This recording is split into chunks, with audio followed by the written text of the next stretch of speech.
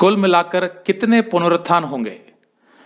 Bible में जो पुनरुत्थान के विषय में लिखा हुआ है वो बहुत ही अनोखा है, क्योंकि पुनरुत्थान किसी और धर्म में नहीं है, केवल बाइबल में है। कुछ अन्य धर्मों में पुनर्जन्म की बात अवश्य सिखाई जाती है, लेकिन पुनरुत्थान और पुनर्जन्म अलग अलग हैं। तो क्या अंतर है दोनों में? पुनर्जन्म का मतलब ये होता है कि जब मनुष्य की मृत्यु हो जाती है पृथ्वी पर, तो वो दोबारा जन्म लेकर पृथ्वी पर आता है किसी और रूप में। हो सकता है वो मनुष्य के रूप में आए, या फिर किसी जानवर के रूप में, या पक्षी के रूप में, या कीड़े मकोड़ों के रूप में। तो वो होता है पुनर्जन्म, जो कुछ धर्म सिखाते हैं। लेकिन पुनरुत्थान उससे अलग है। पुनरुत्थान की परिभाषा के आधार पर मनुष्य की मृत्यु सिर्फ एक बार होती है, उसका दोबारा कभी जन्म नहीं होता। उस मृत्यु के बाद उसका न्याय होता है। तो मृत्यु के समय में उसका जो शरीर होता है वो तो मिट्टी में चला जाता है, या तो उसको गाड़ दिया जाता है या जला दिया जाता है। लेकिन उसका जो प्राण है, सोल, वो उसके शरीर को छोड़कर चला जाता है, या तो स्वर्ग में या अधोलोक में, जो नरक की तरह ही है। फिर एक समय आता है जब उसके मृत शरीर का पुनरुत्थान होता है। उसका मतलब यह है कि परमेश्वर एक समय में उसके शरीर को फिर से जीवित करेगा, क्योंकि परमेश्वर सर्वशक्तिमान है, तो वो उसको फिर से जीवित करेगा। और इस बार वो जो शरीर होगा वो अविनाशी होगा, जिसका कभी फिर नाश नहीं होगा। तो वो शरीर जो है वो जाकर फिर से मनुष्य के प्राण यानी सोल के साथ मिल जाएगा। तो अगर वो विश्वासी है तो वो अपने शरीर के साथ, अविनाशी शरीर के साथ सदा के लिए परमेश्वर के साथ स्वर्ग में रहेगा। अगर वो अविश्वासी है, जिसने यीशु मसीह पर कभी विश्वास नहीं किया, तो उसका जो पुनरुत्थान होगा उसमें उसका शरीर उसके प्राण के साथ मिल जाएगा, लेकिन वो सदा के लिए आग की झील में रहेगा, जिसको बाइबल नरक कहती है। तो सवाल यह है कि परमेश्वर ने ये पुनरुत्थान की व्यवस्था क्यों बनाई? क्या आवश्यकता थी इसकी? उसका कारण यह है कि जब परमेश्वर ने सबसे पहले मनुष्य की सृष्टि की थी, तो उसने केवल मनुष्य को अपनी समानता और अपने स्वरूप में बनाया था, क्योंकि वो अपना अनंत काल का परिवार बना रहा था मनुष्यों की रचना के साथ। लेकिन क्योंकि मनुष्य ने पाप किया, जिसकी वजह से मनुष्य में मृत्यु आ गई, तो उसकी शारीरिक मृत्यु होने लगी, जिसकी वजह से परमेश्वर की योजना में बाधा पड़ गई। तो अपनी उस योजना को फिर से पूरी करने के लिए सबसे पहले तो उसने यीशु मसीह के बलिदान से मनुष्य को उसके पापों से मुक्त करने का प्रबंध किया।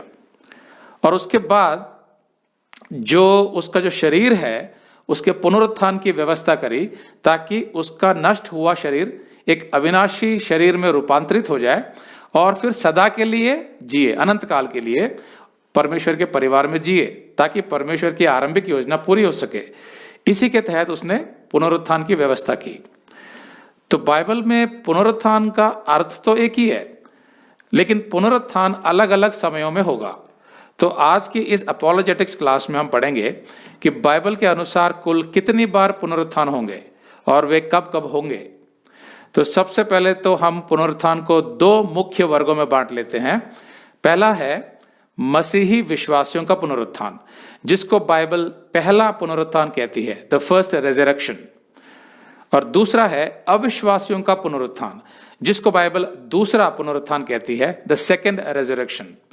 ये दोनों पुनरुत्थान मनुष्यों को अनंत काल के जीवन में ले जाते हैं, लेकिन अलग अलग जगहों पर।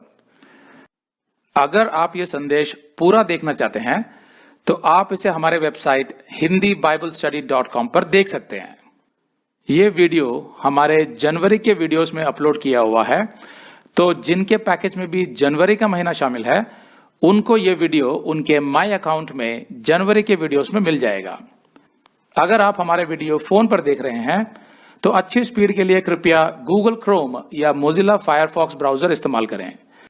तो इनको डाउनलोड करने के लिए आप प्ले स्टोर में जाएं और ऊपर गूगल क्रोम टाइप करें। फिर आप गूगल क्रोम ब्राउजर पर क्लिक करें और उसे इंस्टॉल करें। ये एकदम फ्री है। इसी तरह आप मोजिला फायरफॉक्स टाइप करें, फिर आप मोजिला फायरफॉक्स ब्राउजर पर क्लिक करें और उसे इंस्टॉल करें। यह भी एकदम फ्री है।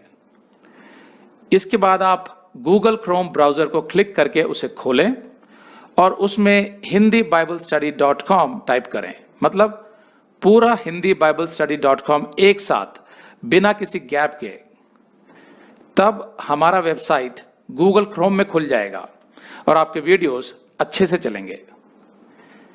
इसी तरह आप मोजिला फायरफॉक्स ब्राउजर भी क्लिक कर सकते हैं और उसमें भी बिना गैप के hindiBiblestudy.com टाइप कर सकते हैं। उसमें भी हमारे वीडियोस बिल्कुल आराम से चलेंगे। इसके अलावा अगर आप चाहें तो बेहतर स्पीड के लिए आप वीडियो के नीचे बने प्ले बार पर सेटिंग्स का चिन्ह दबाकर 240p 240p सेलेक्ट कर सकते हैं, जिससे आपका बहुत ही कम डेटा खर्च होगा। 240 सेलेक्ट करने के बाद आप वीडियो के बाहर कहीं भी क्लिक कर दीजिए, फिर वीडियो को पीछे ले जाकर शुरू से देखिए। अगर आप हमारे वेबसाइट के विषय में जानकारी हासिल करना चाहते हैं तो आप YouTube पर हमारा संदेश देख सकते हैं, जिसका शीर्षक है एक विशेष सूचना, हमारी मिनिस्ट्री का अगला चरण, second phase of our ministry. उसका लिंक इस वीडियो के नीचे दिया हुआ है।